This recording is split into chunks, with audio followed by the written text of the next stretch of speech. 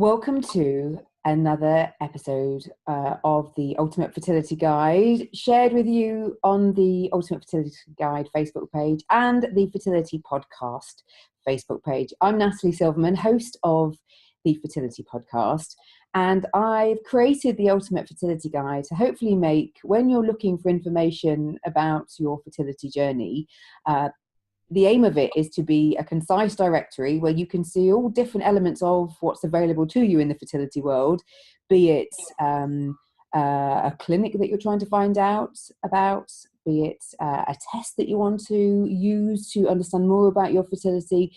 I'm trying to put all these different products and services in one place to help your journey. And today I'm welcoming Erik Henau, who is the CEO of Concepta, to talk about My Lotus, which is for women who are trying to conceive, who are having problems basically understanding their fertile days. So first of all, Erik, welcome. Nice to have you here. Thank you. Good morning. Nice to be here. Now, let's talk first about My Lotus and how it works, because there are a number of fertility monitors available, and there are a lot of conversations from women trying to understand their menstrual cycles and know exactly what they should be doing, when they should be doing it, and what they can achieve from it. So let's talk first about what My Lotus is and how it works. Yeah, My Lotus is a monitoring system that we developed over a number of years. A lot of the people in the business came from the industry, where we looked at ovulation tests and pregnancy tests. And like you said, it's one of the key things that people look at initially. If you look at NICE, they say at least 1 in 4 women that have difficulty conceiving will have some issue with their ovulation. And the tests that have been developed and that have been around for over 30 years now are actually based on the average woman. You test thousands of women and you see, well, if we try and capture all of them, where do we have to put this line above or below you are positive or negative?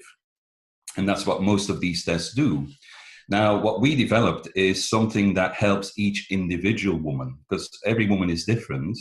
And the chances are, if you are not if conceiving easily, that you are not in that category that is average. So what we developed is something that allows you to monitor your own hormones at home and see how they progress through your cycle. So you can see a number of things, which is what happens before ovulation, because there's one key hormone called LH, luteinizing hormone, that all of us have at a certain level before ovulation. This can be high, low, or again, average, and that is already one indication that people should look at. And we can talk about that later. So then just before ovulation, this hormone shoots up and gives you warning that you get into your fertile period. That's the aim of the classic ovulation tests, telling you when you are in your fertile period.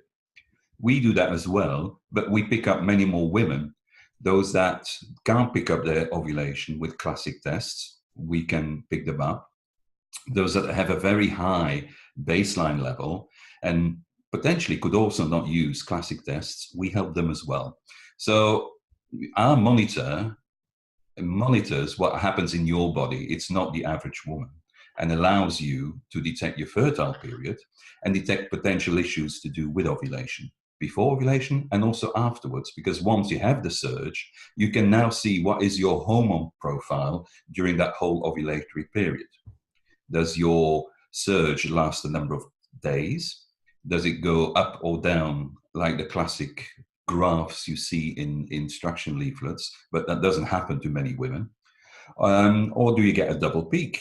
So all these things you can now see with My Lotus. So it brings something new for women to do at home and monitor whether hormones could be part of the issue they have.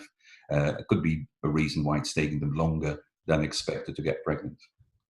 So let's talk a bit more about that LH hormone, that luteinizing hormones, because as we've said, there are these different surges, and the idea is that you start tracking your cycle from the final day of your period, and you're doing a daily tracking of it. The monitor will tell you when to start testing. Right. So you'll have a number of bleeding days during which you don't do anything. You basically, it's very simple. You look at the monitor each day, and the monitor will tell you do something or check again the following day. So you tell the monitor, I'm still bleeding. That's fine. You don't do anything. The next day, if it thinks it's the right time to start testing for LH, it will say do an LH test. And it's a simple urine test. It's not a midstream test because, again, we used to work with classic midstream tests. The issue there is you never know whether you've put enough or too much urine on those sticks. So you collect the urine in a pot. We provide a pipette. Every time you do a test, you will know you're putting the exact correct amount on the strip. Other than that, it's just a classic urine test. So the monitor will give you a result. You can put that result on a graph if you so want, or there is a free downloadable app that goes with it. The app will allow you to check one cycle against another. It will allow you to see on a graph how your hormone profile is doing. So it's a very visual thing. You will see immediately, oh yes, that's my baseline. Oh yes, that is a surge. Now, I know that there's only about 44% of women have this average curve. So what else is happening? Yeah.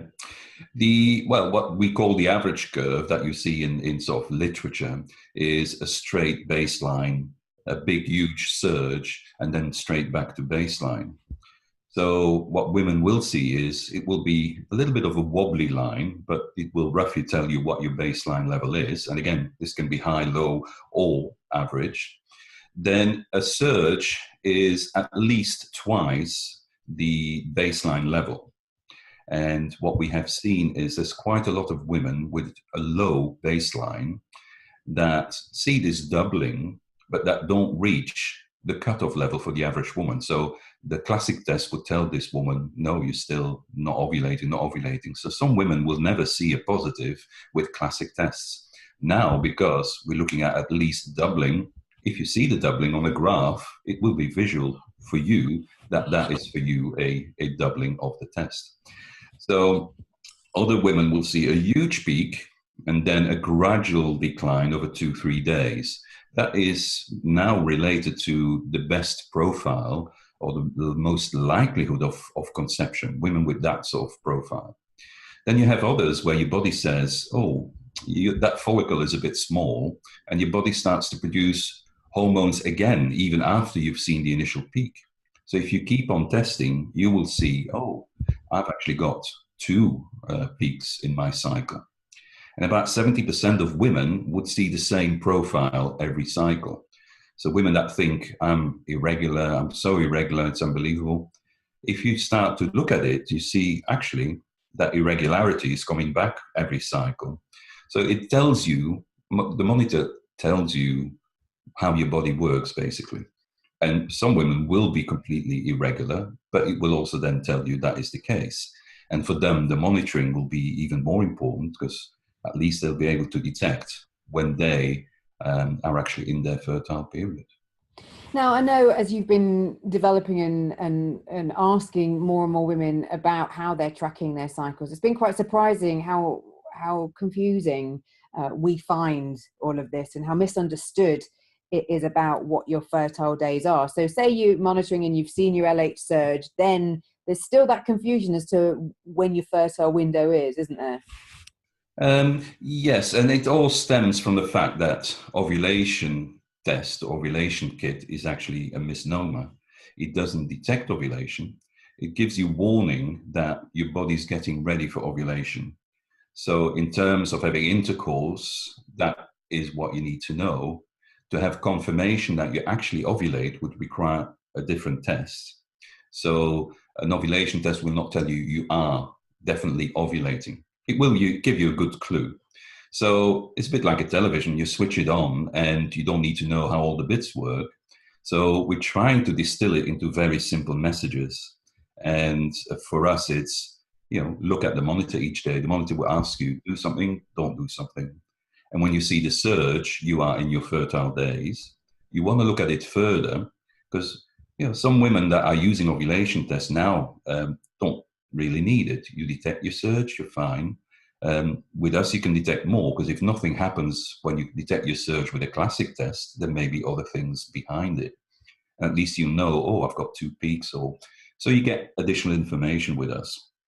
But it's knowing what that information then means, and or at least be able to go to your doctor and say, look, we're seeing this with this monitor, something that I've never known before, seen before. So it's all about more information, better information that may hopefully lead to shortening the time to pregnancy. And I love this empowerment that is now enabling women to go do these tests, have this information, be more aware, have more understanding, and have these conversations with their doctor. Are you getting the feedback that the medical profession are being more receptive to women coming, having got such accurate information? Yes, because, well, the medical profession is always skeptical. And they're even skeptical about the classic ovulation tests, but in this case, with good reason, because it will help some women, but the likelihood is it will help the women that don't really need that kind of information. So we're talking to professionals now, even IVF professionals, because our test is primarily for women that try and get pregnant naturally. But even in IVF, they said, well, this would be brilliant. If a woman comes to me already with all this data on her monitor, we don't have to call her in every 2 days to have blood taken and to get the same information. Because our tests have been tested against clinical laboratory analyzers. So we see very good correlation even in blood. So we know that we have a high quality test that can be done in the comfort of your own home that will give professionals the same information they would have to get in other ways, more difficult, less convenient, etc. So we're getting a lot of interest from the medical profession, be it in the way they help their patients, but also in terms of research. So over time, we'll be able to gather a lot more information about the hormone patterns and also what it means for women. Is your low surge related to the fact that you took some antibiotics before? So all those things have been researched in small ways. Now, because the diary that comes with the app will allow you to record things you did, things that might have affected it, and all that information over time will help countless women in the future. So we're getting a lot of excitement from the medical profession as well. And you mentioned IVF clinics then, and one of the biggest labels that people often find when they have been trying to conceive, maybe they've started some investigations, maybe they've had failed treatment, is this label of unexplained infertility. And it's something that doesn't sit comfortably with me to a point, in that I hear from some experts talking about how that actually means not enough investigation has been done. And all too often, couples, I think, are going into treatment with this unexplained infertility label on them, when could this kind of test give you more information to encourage more tests to hopefully get more of an understanding before heading into fertility treatment or another cycle if you have had a failed cycle? Definitely. And for us, it's only the first part, because we're very interested in the unexplained infertility bit, because we've seen at least a number of issues where women could make a difference at home, but it's all prevention. So pharmaceutical companies are more interested in treatment than prevention. A lot of the things that can affect your cycle at any given time could be different the following cycle. So by the time you have detected what it is, it's going to be too late for that particular cycle. So the first thing we're looking at now is everything to do with ovulation. But we'll, in the pipeline, are also looking at how chronic stress affects both male and female fertility, how bacterial vaginosis can affect your cycle, how a urine infection even, and the antibiotics you take. There's a number of things that could all add up to not make it happen in a particular cycle. The more things you tick off in terms of, I've looked after this, I've looked after that, in a cycle, increases your cumulative chances. So over time, we'll put a panel of tests, of measures together that allow you to do more at home, and in your words, that empower women to do something rather than sit there with the label of unexplained. And the unexplained is just related to the fact there's nothing clinically wrong with you in terms of the classic things that can be checked. The other things are just potentially occasional things that happen, and it could be different things from cycle to cycle. So for us, it's only the start of this journey in helping women with all these different parameters. Now, part of the conversations that I have within these chats with the experts who are part of the Ultimate Fertility Guide is enabling you to ask questions, and was keen to get some of your questions to ask Erik about the monitor. But before we just go into the questions, I just want to highlight that as well as looking at the testing your urine and trying to find out that surge, you then have the fertility, the pregnancy testing elements to what you do as well. So people could monitor themselves throughout the month, couldn't they? Yes, the monitor calculates the day when pregnancy is likely to happen. So again, it will ask you when you look at your monitor, do a pregnancy test. So it allows doctors as well to link all the dates and potentially give you a better due date, and also if you do get pregnant, give you better management throughout your pregnancy by knowing exactly when pregnancy did occur and how far gone you are. I mean, it must be such a kind of revelation to go to a medical professional with all this information, rather than being bamboozled with them asking you your dates of your last period and all this kind of stuff. You've got it there on your phone in the app, all ready to go, and hopefully then you can get the desired outcome, you know, of a positive pregnancy. Let's go on to some of the questions then that we've had. Annie has said, what sort of rise should I see when monitoring? Which we did mention a little bit before, but let's just recap about that rise that you can expect. Yes, there is again no normal in terms of it should always be ×3 or ×5. So what I said, everybody has a base level of this hormone, and there is a very rapid surge just before ovulation. As a minimum, we see around twice the baseline level, but it can go up to 10, 15 times that level. So the height is not that relevant.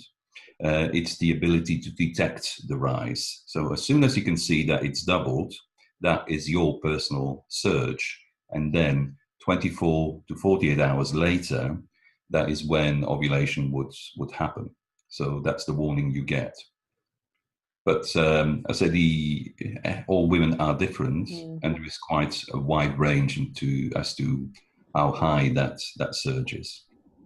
Now, Caroline says, how many cycles should I expect to use the monitor for before I see accurate results? Can we say the first cycle, or is it like a 3-month type thing? Yes. No, in terms of accurate results, it's the first cycle. So whatever concentration is in your urine, the monitor will detect and report. In terms of looking at it from cycle to cycle, it's what you learn about your cycle. Do you always ovulate on day X? Is your cycle length what you think it is? Is your pattern the same every cycle? Now, those things, obviously, you build up over time by looking at different cycles. It doesn't mean that by using this method, you'll be pregnant in the first cycle. You know, even in nature, with any group of women starting, about 20% are expected to be pregnant in the first cycle. So when you embark on this, you should look at it as a learning experience and not put your hopes up too high that you will be pregnant in the first cycle. But in terms of accuracy of results, you know, the first time you use it, what is in your sample will be reported on the monitor. And when we're looking at that surge, just going back, we're talking about probably like 2 fertile days once you can see that the ovulation has happened, aren't we? That's correct, yes. Typically, I say 24 to 48 hours is the time it then takes for ovulation to happen. But like I said before, that confirmation would have to be done by a different test. Okay. Donna says, do you do the test once a day or more? Does it have any effect? Let's see whether it has any effect on the time of day as well, if there's an advised morning or evening suggestion. That's an interesting one, because all classic tests say test early in the morning. And when you switch your monitor on, it will ask you for a test in the morning. and it will keep asking for a test until it detects ovulation. After that, it's your own choice whether you want to monitor what happens in the rest of your cycle, but it's primarily interested in detecting that surge. If you get close to the expected days of your ovulation, you could start to test in the afternoon as well as in the morning. Some women detect their surge in the afternoons rather than the morning. And the monitor allows you to do more than one test a day. It will record the results of all your tests. And when it detects a positive, that supersedes all the negatives. So we have found women that say, I find that I detect my ovulation in the afternoon. We think the majority detects it in the morning, but it is not unusual to detect it in the afternoon. And doing an additional test might help you save half a day. Interestingly, I've got a similar type of question from Katie, who says, is it possible to have a positive in the morning and a negative in the evening? Can people's results change?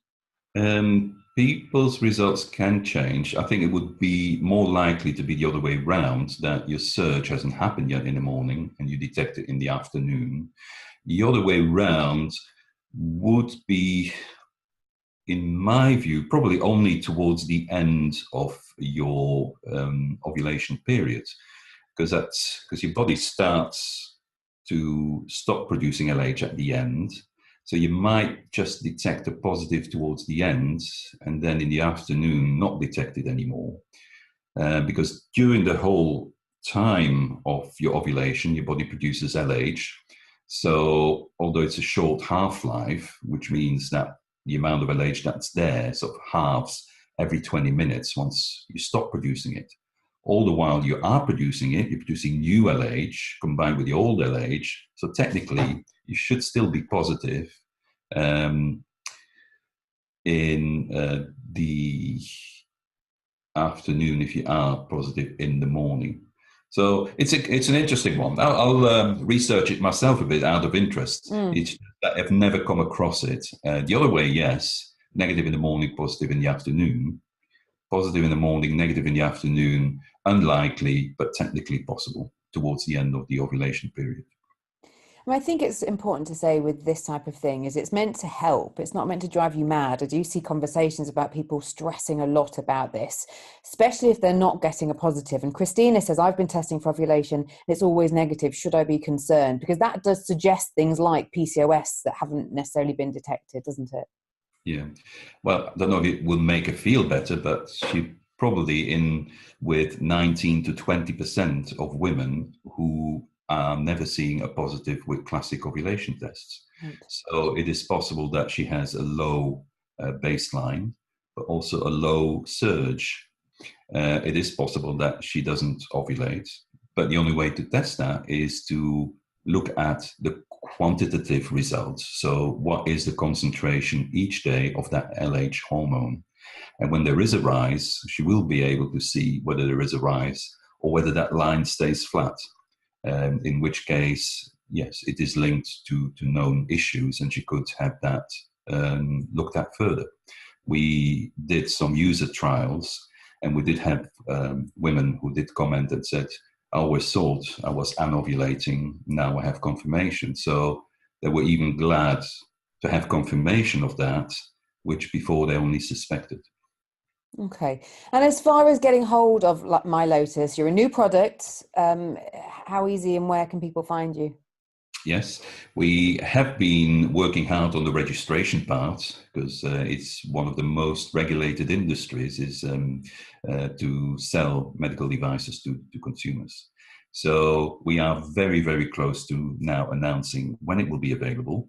And we will be at the Fertility Show in London, 3rd and 4th of November this year, where the product will be available. So that's our big event. And I can say that we are sort of listed on the stock market, so we have to be very careful about what information we release too soon. But yes, exciting times coming very, very soon. And the Fertility Show is our launch event. Okay, so watch this space. And as far as kind of length of time, obviously using something like this, we said about obviously you're not lightly unless you're really lucky to get a positive on that first month.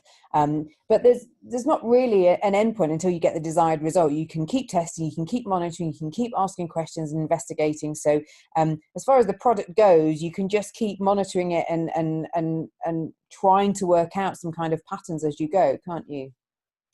Yes, and we were looking at funding as well to do proper further research on this. It's one of the key things that NICE wants to develop further.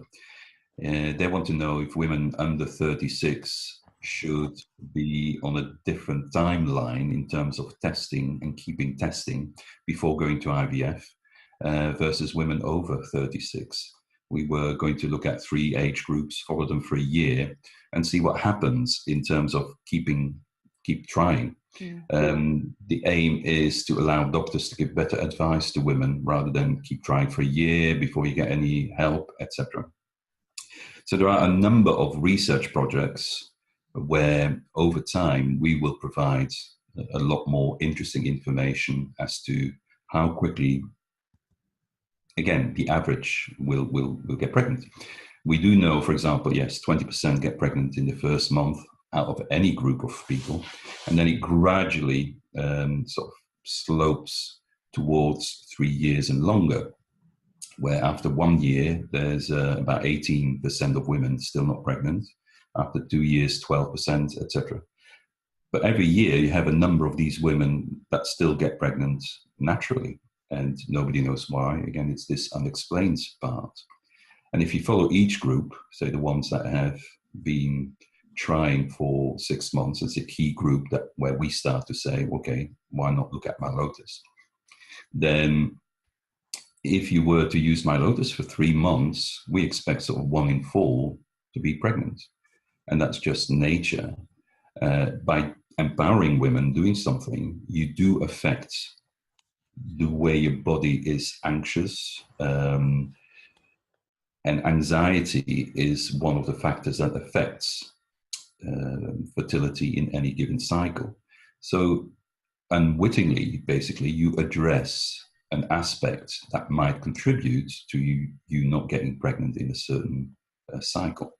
So there are direct benefits and also indirect benefits of giving people more power to do things and take control over things.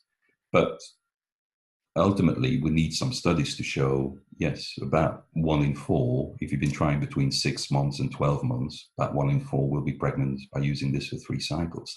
That's the kind of statement we'd like to get to. Well, good luck with the launch, and thank you for explaining how it works. And there's a really handy video. We'll put all the details along with this video of the website. There's a really handy video talking you through, showing you how the device looks, and lots more information to come with regards to how people can get hold of the product. And ultimately, it's just great to know that there are more ways that we can have more of an understanding, because I know you've been quite surprised in the lack of understanding when you've been speaking in the field to women to try and gauge how much we know about our fertile windows and how best to track our ovulation, haven't you?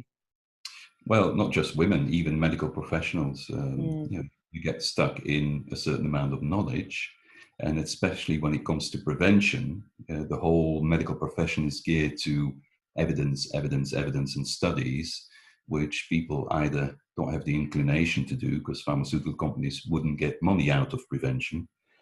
So women feel hard done by because, yes, there is a lot of knowledge out there, but putting it all together and get people to share it, there's still a lot of work to be done. And we do believe, and that's where we come in, we feel, is that we're starting to share this information with women. And not all of it is about the commercial aspects. At the end of the day, what we want is for the baby to be there. And we hope to be playing part in that for many years to come. Erik, thank you for your time. My pleasure.